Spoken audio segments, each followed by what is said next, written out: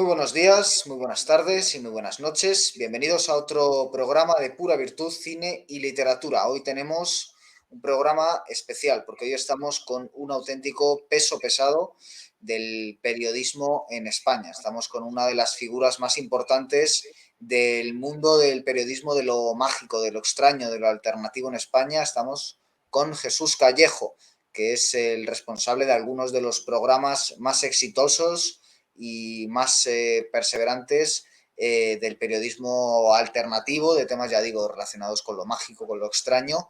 Y vamos a hablar hoy con él porque recientemente ha publicado un libro que se llama He visto cosas que no creerías, el legado de una España mágica, que de alguna forma es un libro que viene a completar un trabajo que él lleva muchos años investigando, uno de tantos temas que lleva años persiguiendo, que es el de la España mágica, que aparecía también en su libro La España extraña, que es un libro coescrito con otro de los autores más importantes que hay en nuestro idioma en este ámbito, que es Javier Sierra, y también con otro libro que él escribió en solitario años atrás, que se llama La España fabulosa, leyendas que dejan huella. De alguna forma aquí hay una trilogía, el tema común es España, y en cada uno de estos tres libros hay un epíteto, hay un adjetivo distinto, la España extraña, la España fabulosa, la España mágica.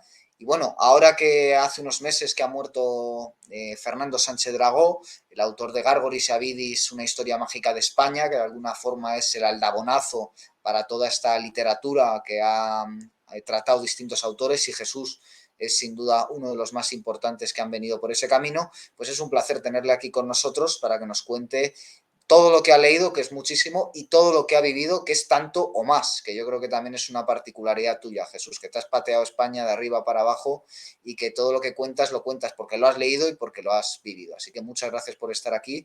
¿Y qué nos puedes contar para empezar de este libro? ¿Es de alguna forma el libro que completa el trabajo que llevas haciendo décadas en este ámbito? Bueno, ¿qué tal? Ante todo, saludos, Guillermo. Ya sabes que teníamos esta cita pendiente que al final pues, se ha podido realizar y materializar. Y ya sabes que siempre que nos une para hablar de la España mágica, pues desde luego es un tema que me apasiona, pero no porque me apasione personalmente, sino porque creo que debemos conocer, ¿no?, muchos de estos aspectos del pensamiento mágico, de nuestras raíces, de nuestras leyendas, de nuestras tradiciones, pero también de nuestra historia, que es la historia ignorada, la historia que parece que queda un poco relegada, porque claro, si está teñido de leyenda, pues como que no se da mucha importancia. Y yo creo que hay que darle mucha más importancia porque donde la historia no llega, llega la leyenda. Y bueno, y este último libro, un libro que ya tiene un año, ¿no? He visto cosas que no creerías, pues en el fondo sigue un poco pues esas inquietudes mías de descubrir o redescubrir más bien, ¿no? Porque muchos de los lugares no están descubiertos por mí, estaban ahí, pero yo creo que hay que ponerles en valor, hay que recordar, ¿no?, que tenemos o que vivimos en un país con un patrimonio inmaterial, con un patrimonio mágico impresionante, que también está bien que vayamos a otros países para descubrir sus costumbres, sus religiones y su forma de pensar y de vivir, pero que a veces vamos muy lejos y nos damos cuenta que muy cerca de nosotros tenemos auténticas, bueno, joyas, ¿no?, de este legado que llamamos la España mágica.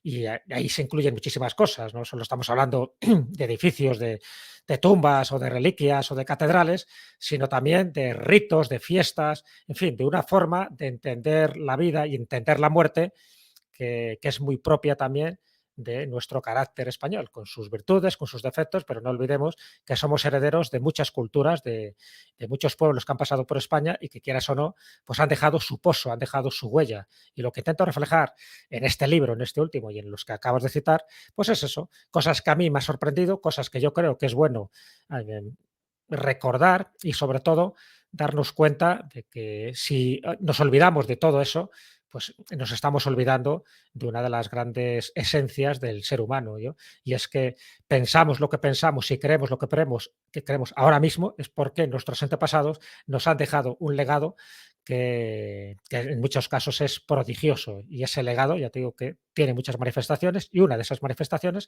son las tradiciones y son las leyendas.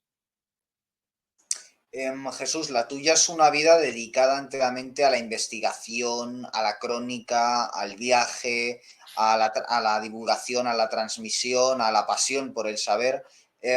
¿cómo comienzas a descubrir tú este mundo? Es decir, yo en parte te tengo que confesar que he llegado gracias a ti, porque es un interés familiar de gente que escuchaba tus programas en la radio con Juan Antonio Cebrián, pero claro, cuando tú llegaste no había tanto terreno allanado, es decir, no había un Cuarto Milenio, no había un La Rosa de los Vientos. ¿Cómo descubres tú este mundo? Bueno, pues lo descubro por algo que creo que tenemos todos, que es la curiosidad, que es ese motor, ¿no? Que nos mueve a tantos a viajar, a investigar, a leer y luego pues a transmitirlo a través de los libros, de las conferencias, de los programas de radio. Ten en cuenta que mi formación es jurídica.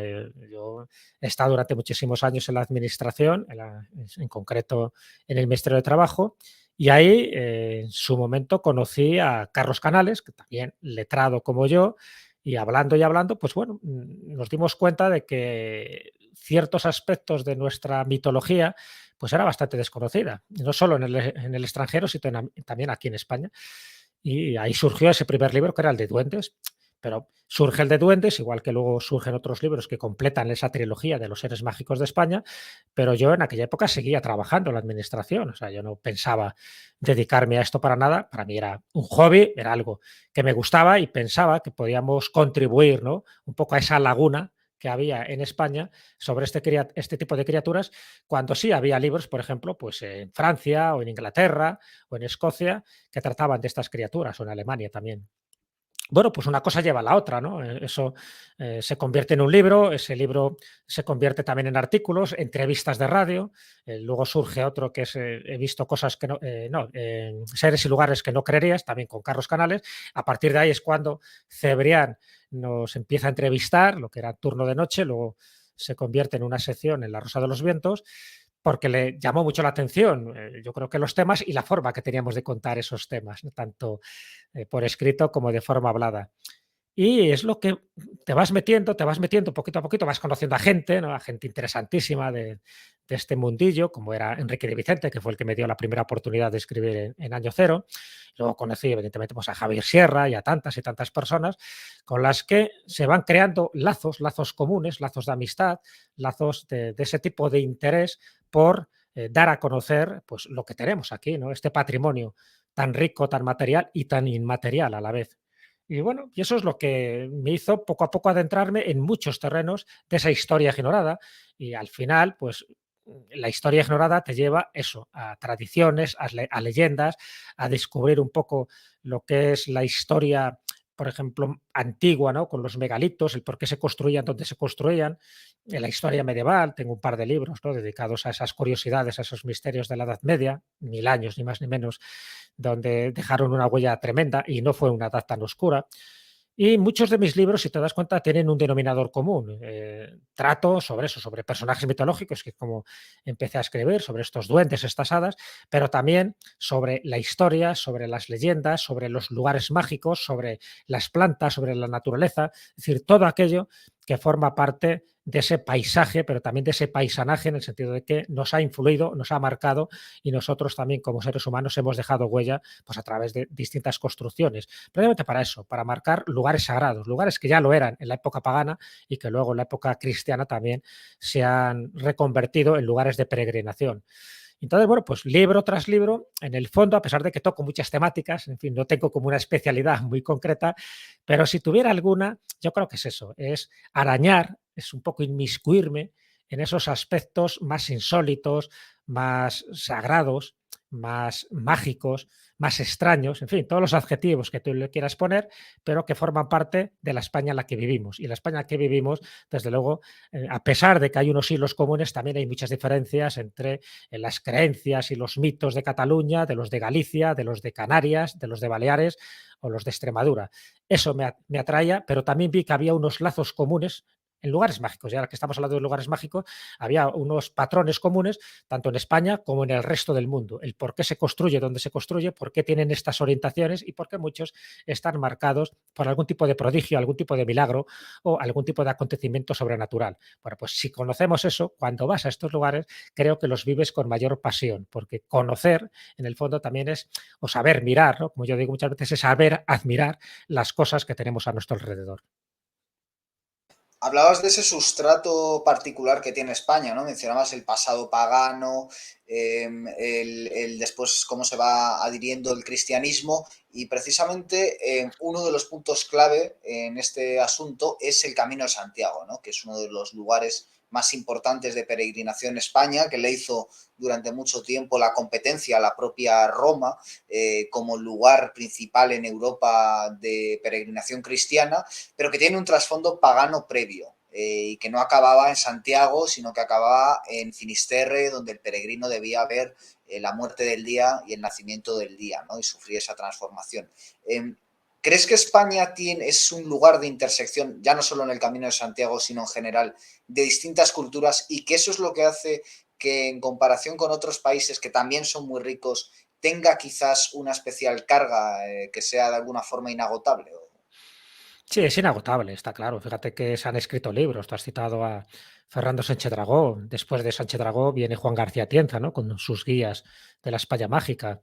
En fin, Javier Sierra y yo somos continuadores, pero es verdad que han salido ahora nuevas generaciones de personas más jóvenes que también siguen teniendo ese mismo entusiasmo, ese mismo motor de la curiosidad, pero aún así, con los libros que se están publicando, yo tengo, creo que una de las bibliotecas más amplias de esos libros que se han publicado, tanto a nivel general como a nivel local, ¿no? Tengo libros de La Rioja o de sitios concretos de La Rioja, y tengo libros de Canarias y de sitios concretos de Canarias, en fin, que cada uno ha ido aportando su granito de arena y al final te das cuenta de que a pesar de que ya se han contado muchas cosas, todavía quedan muchas por descubrir. Yo sigo descubriendo leyendas nuevas, sigo descubriendo lugares a los que todavía no se les ha dado a lo mejor la importancia que merecen. Y está claro que el hecho de tener en España un Camino de Santiago, que sabes que era más que una ruta espiritual, era una ruta también comercial, era una ruta cultural, por aquí entraban y salían pues todas las ideas importantes que había en Europa y que fueron marcando, ¿no? Y distintos hitos, incluso a nivel de medicinas, a nivel de explotaciones, por ejemplo, agropecuarias, ahí están los templarios por medio. Entonces, a pesar de que la tumba se descubre en el siglo noveno, es a partir del siglo XII cuando se empieza a producir ese, ese trajinar, ese peregrinaje, que como tú bien dices, originalmente no terminaba en Santiago de Compostela. Santiago de Compostela es verdad que se convierte en un epicentro, ¿no? Un nasis mundi, donde la gente al final tiene que llegar, pero los que conocen el otro camino iniciático y esotérico tienen que terminar en Finisterre porque ahí es donde termina el mundo. El mundo conocido en aquella época terminaba en ese punto de Occidente. A partir de ahí se pensaba que, en fin, estaba el mar tenebroso, el mar Atlántico, lleno de monstruos, y no se había descubierto, por supuesto, el nuevo continente, América, y ahí se pensaba que había que hacer como ese rito final donde muere el hombre viejo y nace el hombre nuevo, ¿no? Y a partir de ahí, pues, regresas. Bueno, Santiago de Compostela se convierte en un lugar de peregrinación, igual que lo es Roma, igual que lo era Jerusalén, ¿no? De hecho, en cada lugar tenía su nombre, ¿no? Los auténticos peregrinos eran los que iban poco pues a Santiago de Compostela, igual que los que iban a Roma eran los romeros y los que iban a Jerusalén eran los palmeros, ¿no? Porque llevaban la palma, ¿no? Esa palma que supuestamente también llevaba a Cristo cuando entra con la burriquita en Jerusalén. Son lugares muy importantes, igual que también lo sería la Meca, ¿no? Para los musulmanes. Y en España no solo tenemos Santiago de Compostela, tenemos muchos más lugares que de una forma u otra se convierten como en chakras, como en biogeneradores de energías, como en vórtices energéticos, se convierten como en eso, en ese mundi, como en auténticas escaleras, ¿no? Que conecta la tierra con el cielo. Y ahí está también el Escorial, y ahí está el Rocío, y ahí está Covadonga, y ahí está Montserrat, y ahí está Caravaca de la Cruz. En fin, tenemos muchísimos lugares que también, a su modo, se han convertido en lugares de peregrinación. Y cuando se convierte un sitio en un lugar de peregrinación, sabes que se da un feedback energético. Por una parte, te alimentas de esa energía que hay en el lugar. Incluso hay gente que va con determinadas dolencias y dice que se cura, pero tú también estás aportando tu propia energía. Por lo tanto, se convierten en lugares activos, lugares que a día de hoy, creas o no creas en lo que se cuenta de ellos, seas católico, seas agnóstico, sea los que sea, son lugares que sirven un poco para trascender. Son lugares de espiritualidad, no tanto de religión, ¿no? Y son lugares, lo que te está marcando la ermita, o lo que te marca la pagoda, lo que te marca la sinagoga, lo que te marca la mezquita, es que el lugar ya era sagrado anteriormente. era sagrado en la época pagana y es sagrado la religión que toque en ese momento, porque lo mismo que podemos decir de España, podemos hablar también de esos lugares que están en Rusia o los lugares que están en la Polinesia o los lugares que están en los sitios más insospechados, como puede ser Turquía o como puede ser Perú. Todos tienen una serie de enclaves que están marcando como una especie de geografía sagrada. Si conocemos un poco esa geografía sagrada, entendemos por qué a día de hoy, a pesar de los siglos que han transcurrido, todavía siguen siendo importantes y siguen siendo, ya te digo, como psicobiogeneradores de energía, donde tú depositas la tuya, pero también absorbes esa energía, ya sabes, que muchas veces puede ser ascendente o descendente según los vórtices energéticos y que se convierten en lugares de poder que a veces son lugares de culto, que a veces son lugares mágicos o que a veces son lugares sagrados. Parece lo mismo, pero hay pequeñas diferenciaciones. Mencionabas antes que estos fenómenos, por supuesto, no son locales únicamente, no solo ocurren en España, sino que ocurren en todo el mundo y que además hay coincidencias curiosas, es decir, que lo que ocurre en España en el siglo tal resulta que a no sé cuántos mil kilómetros y con una diferencia de 5 siglos ocurre también en otra parte. En ese sentido, digamos que todo el mundo está cargado de ese poder simbólico, de esas distintas capas de personas que han ido poblando a lo largo de su historia los distintos lugares y de hecho se está hablando mucho últimamente de la psicogeografía, ¿no? De qué forma los lugares constituyen una geografía y están cargados. ¿Qué fenómenos universales o arquetípicos has observado tú en tus viajes y has podido extrapolar de lo que has estudiado a partir de la España mágica? Sí, es verdad que se dan unos patrones comunes. Cuando hablamos de lugares de poder o lugares mágicos, que ya te digo que parece lo mismo, pero no lo es. Pero bueno, los lugares de poder es porque se han considerado lugares poderosos donde pasan cosas, ¿no? Y donde pasan cosas a nivel espiritual, pero también a nivel físico. Bueno, hay una serie de patrones que son comunes. Estos lugares de poder suelen estar muy relacionados con la piedra, ¿no? Suelen estar en montañas, suelen estar en cuevas. Es decir, la piedra, la roca es fundamental. Y de hecho hay cultos a la litolatría.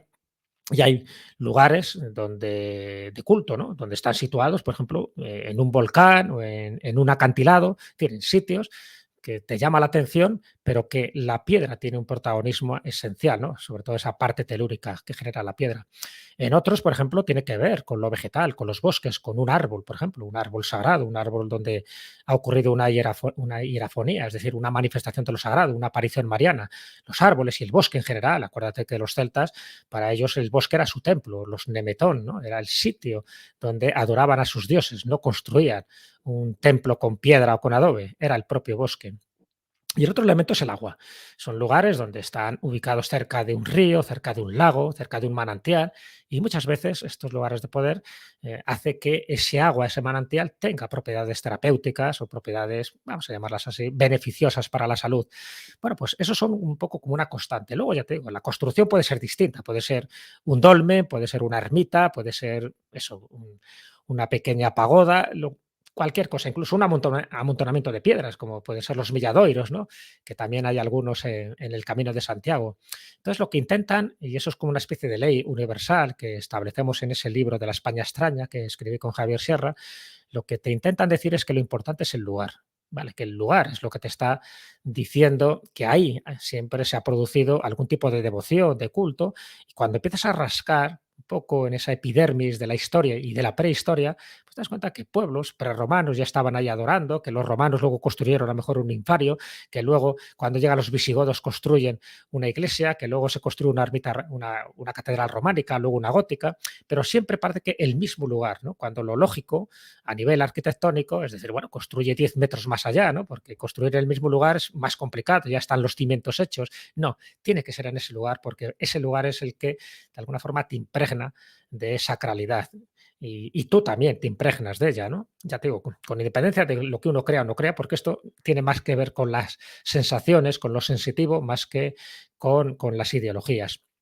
Y entonces, esas son un poco esas tres características. Luego hay muchas más, evidentemente hay variantes. No quiere decir que los lugares de poder tengan las tres cosas a la vez, pero casi seguro que tiene alguna de ellas. O tiene algo que ver con la piedra, con la roca, o tiene algo que ver con el bosque, con la naturaleza sagrada, o tiene algo que ver con el agua. hablas de lugares de poder, ¿no? De la relación, por ejemplo, con la piedra, ¿no? Se nos puede venir a la mente Stonehenge, se nos puede venir a la mente las pirámides de Egipto. En España sé que lo tienes, digamos, totalmente pisoteado, paseado, viajado, pero ¿cuáles serían los lugares de poder fundamentales? Ciudades, ¿con cuáles te quedarías? Bueno, antes te he citado unos cuantos. Yo siempre me he preocupado también por saber a ver, los lugares de poder que tenemos en España, ¿no? Si hiciéramos una especie de geografía sagrada, igual que si lo hacemos en México, en Perú o en sitios así, pues claro que te los encuentras, ¿no? Y empiezas a señalar y dices, hombre, pues está claro, Machu Picchu sería uno, en fin, la pirámide de Teotihuacán o la pirámide de Kukulcán. Siempre hay lugares, ¿no? Pero en España, ¿cuáles serían los más representativos? Claro, me da cuenta que hay, esto es como el fútbol, ¿no? Los hay de primera división y los hay de segunda y los hay de tercera regional. Pero son lugares importantes. Lo que pasa es que hay algunos que son más a nivel nacional o incluso universal y otros son más a nivel local, ¿de acuerdo? Lo que no quiere decir que sean menos importantes a nivel energético, pero bueno, son menos conocidos. Bueno, está claro que si tuviéramos que hacer un ranking de los 7, por ejemplo, de los 7 primordiales, porque 7 es un número mágico, son esos 7 chakras, ¿no? Porque muchos de estos lugares dicen los entendidos que estarían conectados pues con alguna parte también de nuestro cuerpo y bueno, que hacer una ruta por estos lugares, pues te sería también hacer una ruta un poco por nosotros mismos. Ya sabes que son lugares también donde tú te vas conociendo, ¿no? Conoces el lugar, pero a la vez te vas conociendo a ti mismo. Está claro, uno de ellos sería Santiago de Compostela, es evidente, ¿no? Otro sería el Escorial, en fin, por el sitio que está ubicado. Fíjate, Felipe II pudo haber construido el Escorial donde le diera la gana y sin embargo lo construye al lado del Monte Abantos, que por cierto era un monte sagrado por estas tribus prerromanas. Otro, sin lugar a dudas, sería Covadonga. Covadonga tiene todos los ingredientes, ¿no? Tiene la roca, la cueva, la aparición milagrosa, la cueva, la batalla de Covadonga, la cruz, la Santina, el agua también milagrosa, la fuente de 7 caños donde si lo bebes dice que te casas o encuentras pareja. En fin, tiene todos los rituales, todas las supersticiones que te puedes imaginar. Bueno, lo mismo ocurriría con Montserrat, fíjate, cuando aparece también la Moreneta, por cierto, en el mismo siglo donde aparece ese supuesto sarcófago de Santiago. Y bueno, pues Montserrat cantidad de leyendas que aglutina, ¿no? Desde luces, élficas, ufológicas, apariciones, desapariciones, bueno, cantidad de cosas que están relacionadas no solo con la aparición de la Virgen, de esta Virgen negra además, de Montserrat, sino con muchísimas más cosas y por lo tanto desde siempre se ha considerado como un lugar muy energético, muy potente, uno de esos chakras que te comentaba de la península ibérica. Por supuesto, pues Caravaca de la Cruz, ¿no? Con todo el fenómeno de la cruz, ¿no? Que en el siglo XIII aparece y que se convierte, en fin, el reyezuelo musulmán al ver aquel portentoso milagro, pero que luego se ha convertido también en lugar de peregrinación, también donde se consiguen indulgencias y la propia cruz de Caravaca, ya sabes que es un auténtico talismán para mucha gente, ¿no? Si nos vamos, por ejemplo, a las Islas Canarias, al archipiélago, pues hombre, el Barranco de Badajoz sería un sitio importantísimo. A pesar de que se llama Barranco de Badajoz, está en Tenerife, está en un lugar impresionante, muy asociado a los antiguos cultos guanches, pero a día de hoy, gente que entra allí y bueno, siente, ¿no? Una energía potente y multitud de manifestaciones de todo tipo. Es decir, te están señalando que es un lugar sagrado y no hay ninguna ermita ni ninguna catedral, es simplemente naturaleza, es una especie de cañón donde tú vas penetrando y pasan cosas también allí, ¿no? En Baleares sería el Monte Randa, ¿no? Muy asociado a Ramón Llull, también con momentos de iluminación, de visiones que tuvo y que, bueno, estamos hablando de uno de los personajes más cultos de la historia de España, que era Ramón Llull o Raimundo Lulio, ¿no? Como también le llamaban. No sé, podríamos citar, por supuesto, el Rocío, ¿no? Con todo el Parque Doñana y con todos los cultos anteriores que había a esa divinidad, ¿no? A esa Ana, muy asociada a cultos tartésicos y que luego, cuando llega el cristianismo, pues se la asocia a la Virgen, ¿no? A la Blanca Paloma. Vale, perfecto, ya sabes cómo se cristianizan a veces rituales antiguos, lo cual no quita un ápice a la importancia de ese lugar. Guadalupe, evidentemente, en Extremadura, no nos podemos olvidar, porque luego ese culto, cuando surge ese monasterio de Guadalupe y alrededor de ese monasterio empieza a surgir toda una población, o sea, la población es posterior a la aparición y al monasterio, para que veas que la gente quiere vivir en un lugar que consideran que es sagrado, es como los que quieren vivir alrededor de la Meca, porque consideran que ahí está la Cava y por lo tanto, pues es como, en fin, como tener un pasaporte directamente al cielo. Y luego, pues todo lo que genera, todos los cultos de Extremadura con los conquistadores, pues lo que se traslada, ¿no?, a América y al Nuevo Mundo. Entonces es importante la influencia que tuvo la Virgen de Guadalupe. Tantos y tantos lugares. Entonces, bueno, te he citado los que para mí serían un poco como de primera división y luego, por supuesto, pues hay de segunda división, porque de la gente puede decir, hombre, no ha citado el sitio yo qué sé, de Granada o de los que puede haber en algún lugar de Cantabria. Pues claro que hay muchos más en Galicia, fíjate, en Galicia podemos ir desde San Andrés de Teixido a tantos y tantos lugares, pero sería un poco como lugares como más locales, como no tan internacionales. Los que te he citado son sitios que incluso van gente de fuera porque quieren saber lo que pasa ahí, porque han leído tanto sobre estos lugares que qué está pasando. Hay un fervor todavía a día de hoy muy activo y a veces casi muchas veces fanático, ¿no? Y que son lugares de peregrinación y son lugares donde la gente es capaz, ¿no?, de hacer auténticos sacrificios por estar ahí en un día concreto. Bueno, esos para mí son lugares que tienen su importancia y te podría citar, pues eso, decenas y decenas de otros lugares secundarios que también tienen su importancia, pero solo a ese nivel, ¿no? A un nivel un poco más cercano, más popular y más local. Ya te digo, sin quitarle un ápice de la importancia energética que tienen cada uno de ellos, ¿no? Pero bueno, te he citado los que yo considero que serían como visita obligada, por lo menos visitar una vez en la vida, ¿no?, antes de morirte. Y en todos los viajes que has hecho, que por supuesto son muchísimos, y has vuelto a estos sitios una y otra vez, ¿has tenido alguna vez una experiencia incómoda? Es decir, supongo que muchas veces la experiencia es casi mística, trascendente, transformadora, pero supongo que también habrás tenido alguna experiencia inquietante, perturbadora, extraña. ¿Hay alguna que nos puedas contar en alguna iglesia perdida, en alguna ermita, algo que digas, bueno, por este lugar no vuelvo a pasar antes, después de las 10 de la noche? Bueno, eso sería una variante de esos lugares mágicos, ¿no? La variante son los lugares malditos, que no lo hemos comentado hasta ahora, porque hasta ahora, en fin, lo que estamos haciendo referencia son más a lugares positivos, ¿no? A lugares, en fin, donde parece que las energías se mueven, pero se mueven para bien, no para mal, ¿no? Pero bueno, es cierto que una variante serían esos lugares malditos donde, bueno, pues ha ocurrido alguna desgracia, ha habido muertes, ha habido suicidios, ha habido y eso es lo que se impregna, ¿no? Claro, hay que creer un poco también que las energías están ahí, que en algunos casos esas energías donde han ocurrido cosas extraordinarias permanecen y donde han ocurrido hechos luctuosos también de alguna forma permanecen, ¿no? Si tú vas, o sea, a un campo de concentración austriaco de Polonia, de aquellos de la época de la Segunda Guerra Mundial, pues está claro que notas ahí una presión y porque sabes, ¿no? Muchas veces puede ser sugestión, llámalo como quieras, pero sabes que haya muerto mucha gente y de alguna forma ha quedado ahí un remanente, ¿no? Pues en España ocurren cosas parecidas, hay sitios encantados, sitios mágicos, sitios malditos, donde mucha gente pues quiere hacer psicofonías, ¿no? Y bueno, van allí, obtienen psicofonías, otra cosa es la, la credibilidad que no, que, o sí que no, que tengan estas psicofonías que muchas veces son frases que te insultan o que te invitan a irte de allí, ¿no? Yo, es verdad que en general, a ver, por supuesto, he ido a sitios que me da mal rollo, ¿no? Un mal yuyu, está claro, ¿no? Porque, pero yo no sé hasta qué punto es por esa sugestión, porque sé lo que ha pasado ahí, yo qué sé, pues en algún castillo donde sé que ha habido muertes o que ha habido ejecuciones, pues está claro que entras con una sensación un poco de desasosiego, ¿no? Y hay otros donde, bueno, pues por alguna razón sí que instintivamente, sin saber por qué, no te apetece estar, ¿no?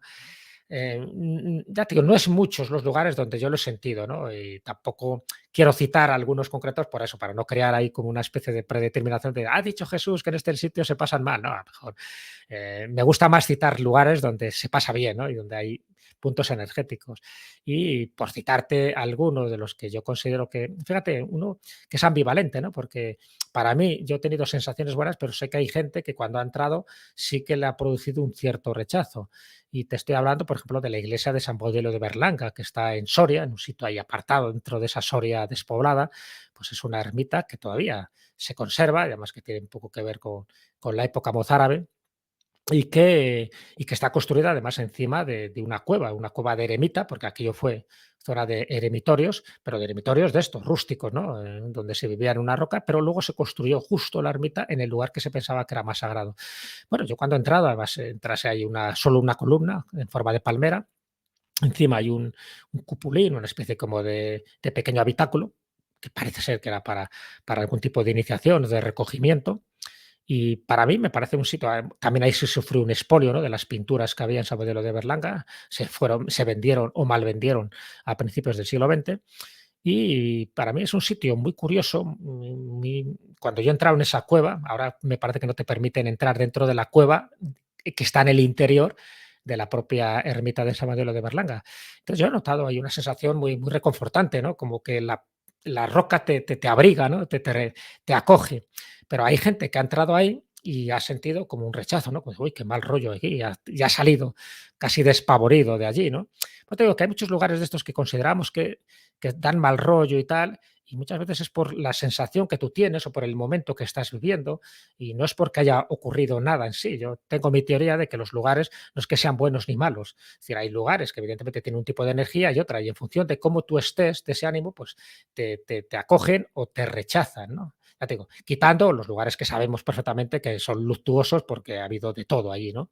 Y entonces, este caso te lo cuento porque, fíjate, estamos hablando de una ermita católica, en fin, en el ámbito medieval, religioso, pero esa cueva hay gente que parece que le acepta y hay gente que parece que como que le echa, ¿no? Pues de fuera de aquí, ¿no? Tú no estás aquí en mi rollo. Bueno, te lo cuento como anécdota, pero desde luego es un lugar también para mí impresionante. Bueno, Soria tiene lugares increíbles, muchas veces desconocidos. Hay que ir adrede, porque ya sabes que los lugares mágicos hay que merecerlos, por lo tanto hay que ir adrede y hay que saborearlos y hay que aprovecharse de ellos. Llevamos varios minutos hablando ya del paisaje, pero también parte de esa España extraña o mágica es el paisanaje. Y pocas bibliografías hay tan prolijas como la tuya en lo que a este paisanaje legendario se refiere. Tú has escrito sobre brujas, sobre hadas, sobre ogros, sobre gnomos. En fin, es muy sobre heterodoxos, ¿no? Si hablamos en términos de Menéndez Pelayo. ¿Qué nos puedes contar de estos seres? ¿Por qué han causado tanta fascinación en el pueblo español desde hace siglos y le han dedicado canciones, historias, leyendas que se han ido transmitiendo de manera oral, muchas de ellas de padres a hijos, de abuelas a nietas durante siglos? ¿Qué tienen estos personajes, que seguro que muchos también están ligados con estos lugares de poder, para que se hayan repetido durante siglos como arquetipos en el imaginario español? Hombre, porque tienen una importancia capital, porque son los protagonistas de muchísimas leyendas, y ya sabes que la leyenda siempre tiene un pozo de realidad, ¿no? Hay, hay dos formas de entender este pensamiento mágico extremas y las dos serían erróneas. Una es creerte todo lo que dicen las leyendas y otra es negar todo lo que dicen las leyendas, ¿no? Entonces yo creo que son dos posturas muy erróneas. Entonces, entre medias, es en la que yo me muevo. Está claro que hay leyendas que están tergiversadas, que están exageradas, pero muchas de esas leyendas, los protagonistas es esta fauna invisible. Es decir, por una parte tenemos ese paisanaje visible, esos personajes de carne y hueso que han aportado algo, bien porque eran alquimistas, eran nigromantes, eran magos, eran chamanes, pero luego hay otra fauna más invisible que tiene que ver con lo sobrenatural, que son, pues, los espíritus de la naturaleza, que tiene que ver con ángeles, con demonios, en fin, con criaturas de las sombras. De esas tenemos muchísimas, pero no solo en el pasado. A día de hoy se siguen produciendo muchísimas manifestaciones, tanto dentro como fuera de las casas. Entonces, claro que fascina. ¿Por qué fascina? Porque no son cosas del pasado, no son cosas de antaño, es que a día de hoy se sigue produciendo este tipo de manifestaciones. Es verdad que ya no se llaman duendes ni se llaman gnomos. Entonces, ahora se los llamas alienígenas o los llamas grises o los llamas visitantes nocturnos de dormitorio, cambian los nombres, pero en el fondo estas criaturas se siguen apareciendo, se siguen manifestando. Otra cosa es la interpretación mental que damos a este tipo de seres, ¿no? Siempre desaparecen en ese mundo, parece onírico, un poco etérico, siempre tienes la duda si la gente que lo ha visto realmente eso, o se lo ha imaginado, o lo ha creído. Ese tipo de cosas es muy importante porque la mente también interactúa, ¿no?, con estas apariciones o con estas visiones. Pero claro que siguen vivas, pero siguen vivas porque van sufriendo también como una evolución, como una mutación en el tiempo. Ya no se les llama, en fin, incubos y súcubos, como se llamaban en la Edad Media, a este tipo de seres que entraban en las habitaciones y parece que te absorbían la energía, ¿no? Incluso que tenían como aspectos libidinosos, ¿no? Siempre parece que muy relacionados con lo sexual. Se siguen produciendo esos visitantes nocturnos dormitorio, pues siguen cumpliendo también esa función. No se les llama incubus y sucubus, pero hay testimonios, hay libros, además tú lo sabes bien, donde esas apariciones hacen que la gente esté como desganada, ¿no? Como si le hubieran absorbido la energía, esa especie de vampiros psíquicos, y hay otros pues que hablan de que parece que tienen ahí como un especial interés, ¿no? Por crear fetos y por crear como una especie de raza híbrida, y eso se asocia ahora al mundo ufológico, a las aducciones, eso ya se hablaba en la Edad Media con otros nombres. Entonces, claro que sí, y este tipo de criaturas de la naturaleza, llámalo duendes, hadas, gnomos, trasgos, follets, como quieras, es que eso forma parte de todas las culturas. Tú te vas a Francia y tienes ahí una cantidad de seres ahí que los llaman lutins, por ejemplo, ¿no? O que los llaman farfadés. Y si vais a Italia, pues también tienes multitud de criaturas muy parecidas a las nuestras, pero que reciben otros nombres. Si vas a Japón, por ejemplo, con una cultura y una religión diferente a la nuestra, ahí tienen los yokais. Y los yokais, bueno, son distintos, cada uno de su padre y de su madre, y creen a día de hoy a rajatabla en estos yokais, ¿no? Que todavía intervienen en la vida humana. Y si vas a China, tres cuartos de lo mismo. Y si vas a ciertas islas de la Polinesia, igual. Entonces, claro, llegas a la conclusión, pero a la conclusión deductiva, te estoy hablando, de que todo el mundo se ha puesto de acuerdo en inventarse estas criaturas, ¿no? Que están ahí, o al final hay un sustrato real. No las vemos normalmente, pero de vez en cuando hacen acto de aparición, es como si tuvieran unas rendijas, unas grietas espaciotemporales, entran, dan sustos o dan mensajes y luego se convierten en leyendas. Bueno, pues esto es algo del pasado, de antaño y de hogaño, del pasado y de ahora, y posiblemente del futuro, porque siguen estando ahí. Otra cosa es cómo las interpretemos y si pensamos que son ciertas o no son ciertas, pero el que tú creas o no creas en ellas no evita de que se sigan manifestando y sigan dejando testimonios a día de hoy.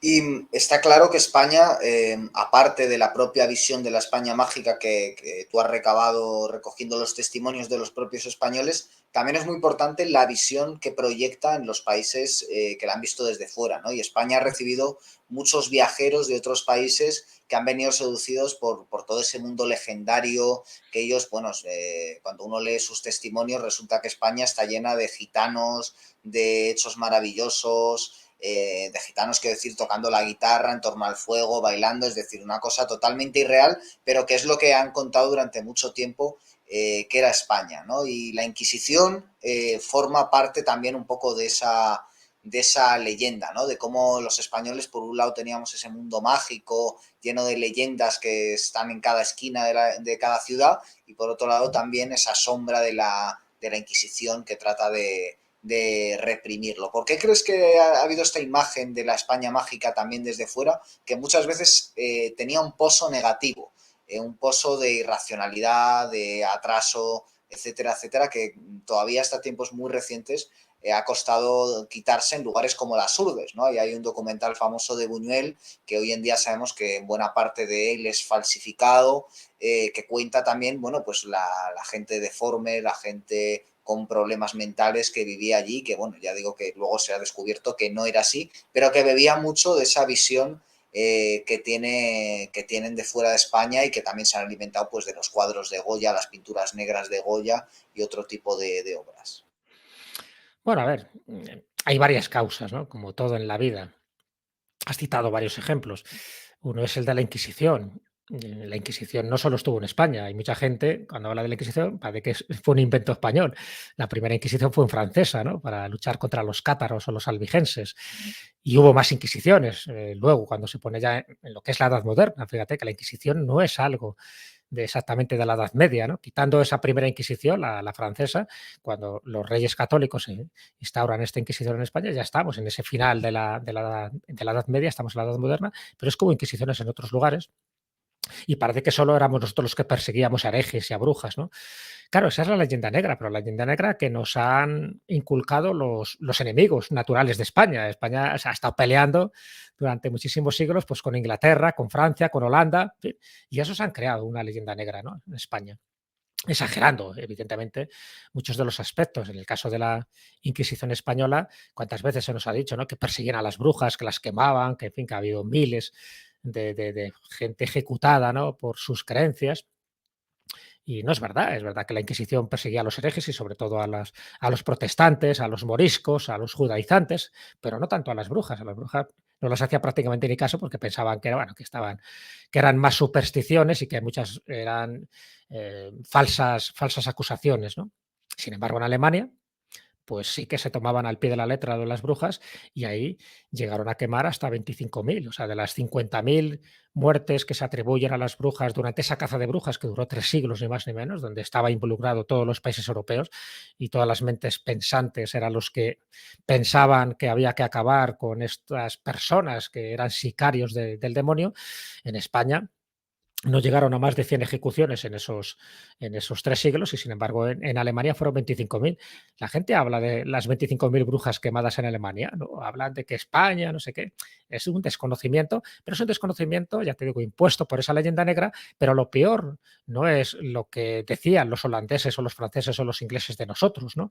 De esa leyenda negra, en fin, que éramos retrógrados, que somos genocidas, que tal. No, no, es que nos lo hemos creído y eso es lo peor. O sea, a nivel comparativo empiezas a ver lo que hacían con los herejes y con las brujas en otros países y hacían auténticas barbaridades, auténticas barrabasadas. Y en España no tanto, ya te digo, España no quiere decir que fuera un angelito de la caridad, para nada, ¿no? Pero qué curioso que los demás países han tapado un poco esa parte oscura, esa parte negra, ¿sabes? Y han presumido de sus logros y de sus hazañas. Y sin embargo, en España, yo creo que por una cuestión genética que tenemos, esa especie de cainismo, ¿no? Pues nos regodeamos de la parte oscura, es decir, sí, somos genocidas, fíjate en América, matamos a Tokiski y tal. Es desconocimiento absoluto, ¿no? Que no saben ahí quién es el genocida y quién no, porque fueron la mayoría de las muertes fueron todas por las enfermedades, ¿no? Que llevaban, fueran españoles, fueran portugueses o fuera el que fuera, ¿no? Pero no lo hemos creído. Somos genocidas, no hay que celebrar el 12 de octubre porque eso es de fachas, eso es de Franco. Asocian Franco a los reyes católicos. Y con la Inquisición ha pasado lo mismo, ¿no? Entonces, nos hemos creído muchas cosas, ya te digo, se lo quita que la Inquisición hizo auténticas barrabasadas, pero creernos esa leyenda negra de que España siempre ha sido muy atrasada, de que siempre hemos sido ahí un poco pues como los malos, ¿no? de las películas, pues es que no conocen lo que ha hecho el Imperio Británico, ¿no? Los genocidios que ha hecho. Entonces, claro, ahí te das cuenta un poco, dices, ¿por qué hemos llegado a esta situación? ¿Por qué a día de hoy? ¿Por qué todavía a día de hoy hay gente que todavía se cree esto, ¿no? De que la Inquisición solo era española, que aquí matábamos brujas y que somos unos genocidas de tomo y lomo. Bueno, sencillamente porque, por dos razones. Una, porque interesa seguir fustigándonos, ¿no? Entonces, más contemplando la parte oscura más que la parte noble y luminosa de la historia de España. Y la otra por ignorancia, sencillamente. O sea, si no conoces tu historia, pues evidentemente pues te creerás todos los bulos y todas las mentiras que te van contando. Por eso yo siempre insisto de que la gente debe conocer historia, pero que conozca historia de forma objetiva, no la historia nacionalista de su país, que al final, o de su región, porque al final no se va a enterar de nada. Entonces eso es lo que evitaría de saber qué es lo que tenemos. Claro que tenemos luces y sombras, ni la leyenda negra ni la leyenda rosa, ¿vale? Tampoco hay que caer en el extremo de qué buenos hemos sido, pero hay que ser justos, hay que ser objetivos. Y ya te digo que en España esa leyenda negra muchas veces nos la hemos creído y la seguimos creyendo y la seguimos fabricando. Craso horror porque así nos va, pues digo que es una especie como de defecto que tenemos o de complejo de inferioridad que no tienen los franceses o que no tienen los belgas, con todas las burradas que hicieron en el Congo belga, y que no tienen los alemanes y tal. Y sin embargo, pues nosotros haciendo menos barbaridades, sin embargo, parece que hemos sido los malos de la película. Ya te digo, es cuestión de conocer un poco más la historia y poner un poco el equilibrio de lo que hemos sido, de lo buenos y lo malos que hemos sido. Y ya te digo que si hiciéramos un ranking, España no ocuparía ni la primera, ni la segunda, ni la tercera posición en cuestiones de burradas. Pues Jesús, por terminar, no quitarte más tiempo, que es un gusto siempre escucharte, quisiera preguntarte por el título del libro y una cuestión relacionada, ¿no? Has llamado a este último libro, he visto cosas que no creeríais, que es una frase tomada de ese famoso monólogo final de la película Blade Runner, que es una película de Ridley Scott que adapta un libro y una novela de Philip K. Dick. Y está muy presente en esa película hasta qué punto somos humanos, dejamos de ser humanos, los robots pueden ser humanos, etcétera, etcétera.